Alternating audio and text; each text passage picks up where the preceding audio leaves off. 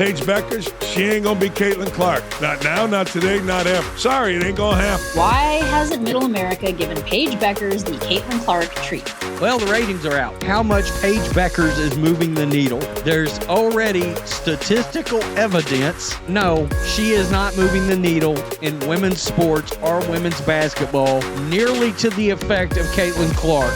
Paige Bueckers is making headlines again, but not for her basketball skills. This time, it's because she's reportedly frustrated that she's not getting the same attention as Caitlin Clark. She wants the same fame, the same spotlight, the same loud cheers. But here's the truth, she's not Caitlin Clark, and let's be honest, she never will be. Paige Bueckers has had one of the best careers in the history of women's college basketball. And looking at these ratings for the women's tournament, it is abundantly clear Paige Bueckers might be a star, but she's not a draw. Paige Bueckers is stepping into the WNBA expecting fireworks and packed arenas, like it's some grand celebration. But what she's getting instead is quiet. The crowds aren't flooding in. The big endorsement deals aren't just landing in her lap. Why?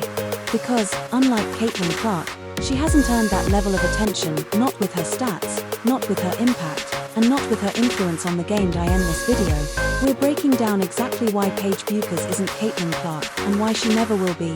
No matter how hard the media tries to spin it, but if you're riding with Caitlin, drop a CC all the way in the comments. Let's get into it. Want a version that hits even harder or pulls back a bit?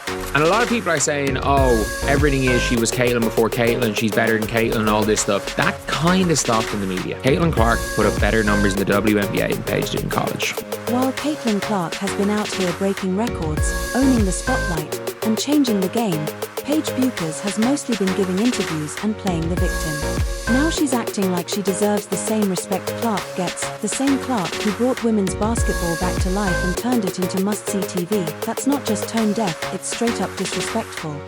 Want to include a call to action or let this part lead into the next section of your content? Paige Bueckers is coming in, and she's going to be a driving force. Clark is going against Paige and Dejanay. ESPN today, when they were talking about Paige, one of them says, I think Paige will be a good player this year, but I'm not expecting a Caitlin-like impact, and that's an unfair bar to set. Dallas Wings using the promo poster of Paige Bueckers and Caitlin Clark to hype that game. Let's start with the facts. Caitlin Clark isn't just great, she's transcendent. This isn't your typical star. This is a once-in-a-generation talent. She's the NCAA's all-time leading scorer and the only player in college basketball history, male or female, to record multiple 40-point triple-doubles. Her stat line? Unreal. She casually drops 30 points like it's a warm-up, averages over 8 assists a game, and can hit a logo 3 or thread a no-look pass like a seasoned Hall of Famer. Think Steph Curry's range with Magic Johnson's vision, and she's got both. While everyone else is still reading the table of contents, Caitlin is out here rewriting the entire book. Want this to roll into a comparison with Paige next? Caitlin Clark was clearly heterosexual, handled herself with grace, just balled out and competitive as hell between the lines, but very nice, subdued, and hung out with her boyfriend off the court. That is a formula for disaster with the angry lesbian of the WNBA, particularly when you're Caitlin Clark and you dominate the scene, you dominate the ads, you dominate being on television and everything about television. Now let's look at Paige Bueckers. Sure, she had a hot start in college. That freshman season showed real promise. But since then, it's been a roller coaster. Injuries, long breaks from the court, and performances that just haven't lived up to the hype. She hasn't consistently hit that elite 20-plus points per game mark, and her assist numbers? Decent at best. Meanwhile, Caitlin Clark has been carrying an entire program on her back, night after night, pushing Iowa into national contention. And when the pressure's on, final minutes, crunch time, Clark steps up and takes over. Paige. More often than not, she disappears, but somehow, we're supposed to believe they deserve the same spotlight. Let's not kid ourselves.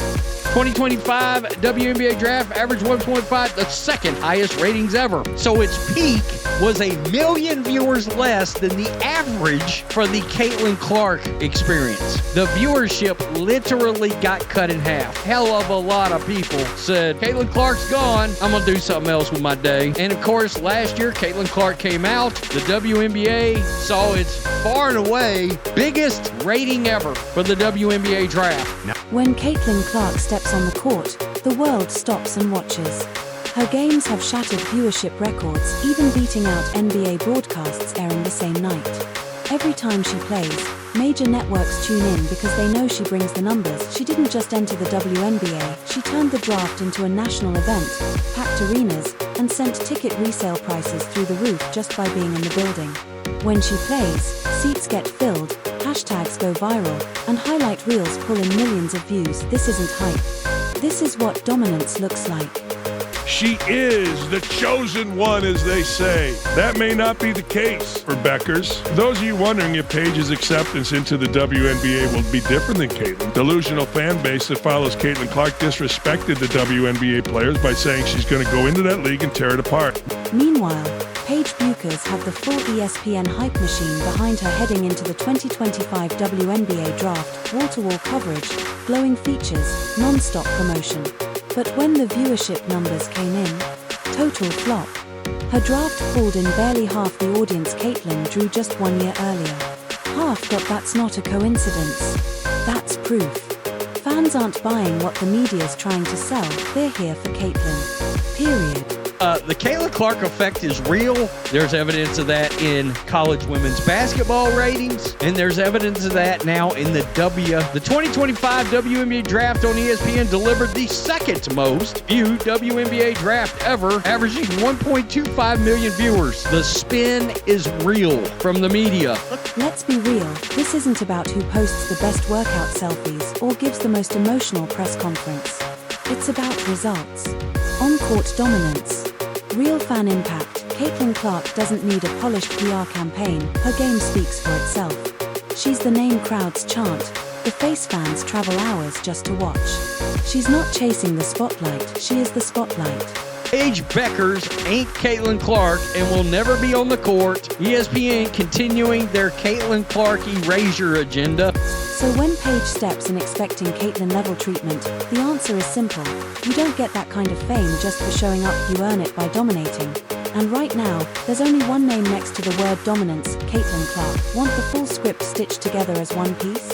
Caitlin Clark got beat up last year because Caitlin Clark was everything the women who she stood on the shoulders of weren't. She was a nice, straight girl that balled hard, had a different game, and it pissed everybody off, including the little gals on ES. Let's not kid ourselves. The media is working overtime to manufacture a rivalry, trying to position Paige Bueckers as the next face of women's basketball.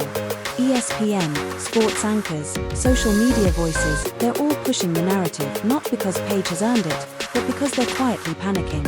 A white girl from Iowa, who isn't playing the virtue signaling game, just took over the sport, and did it on her own terms. The Monica McNutts and the Chimmies of the world and all the other clowns at ESPN that have tried to paint Caitlin Clark as popular for one reason, and that being a white girl. Caitlin Clark came into the WNBA with more than just hype, she came with receipts. Record-breaking college performances, sold-out arenas, and endorsement deals from Nike and State Farm before she even played a professional game. And you know what she did to earn it? She hooped. That's it. She didn't climb social ladders. She didn't use identity to push herself. She just dominated on the court. We want to see Caitlin Clark and we want to see Paige Bueckers. Caitlin scored more points per game, but Paige was more efficient. And how was Caitlin Clark welcomed? Not with parades, but with elbows, hate tweets, and hot takes. She's been fouled hard, mocked on TV, and dragged in the press by players and pundits alike. Why? Because she refuses to play the media's game. Her mere presence disrupts the agenda now. Paige wants that same treatment, without the pressure, without the performance, without the grind. Come on. And as long as she comes in the league and she joins the likes of Dejanay Carrington and all these others that are always promoting some kind of activism, she's not going to know. Why? Because sports fans want to watch damn sport. There's a growing push in the media to present Paige Bueckers as the right version of Caitlin Clark, whatever that even means. They're trying to frame her as the polished, media-friendly, socially approved alternative to the woman who actually revolutionized the game. But let's be real, Paige hasn't even been the best player on her own roster, consistently. Her loudest moments haven't come from buzzer beaters or career-defining performances, but from carefully curated sound bites and symbolic gestures. Meanwhile, her game on the court, much quieter. Yet the media eats it up. Why? Because it fits the narrative they want to promote. It's a convenient counter to the disruptor they didn't ask for, Caitlin Clark. Eaton Thomas contrasts how white Americans view the two based on stark differences in speaking out against racial injustice. Quote, perhaps it's because, unlike Clark, Bueckers has always been outspoken about issues off the court, Thomas wrote in a Guardian article. At the 2021 ESPYs, Bueckers was named the College Athlete of the Year. She used her acceptance speech to celebrate and honor black women in particular. In Bueckers' famous ESPYs speech, she used her platform to recognize those who didn't get the same recognition as her, specifically highlighting black women. While black America cheered Bueckers, it seemed like mainstream white America, a demographic once viewed her as, in her words, a media darling, weren't singling out her praises. Is it a coincidence, or maybe because her injuries have made people forget her greatness as an athlete? What we're watching unfold is the definition of a manufactured rivalry. This isn't something built by real competition or fan debate. It's been crafted in editorial rooms and podcast talking points. The establishment media, the ones who were sidelined as Caitlin Clark claimed the spotlight on her own terms, are desperate to rewrite the script. They didn't discover Clark. They didn't mold her. And they certainly didn't give her permission to dominate. That's what makes them so uncomfortable.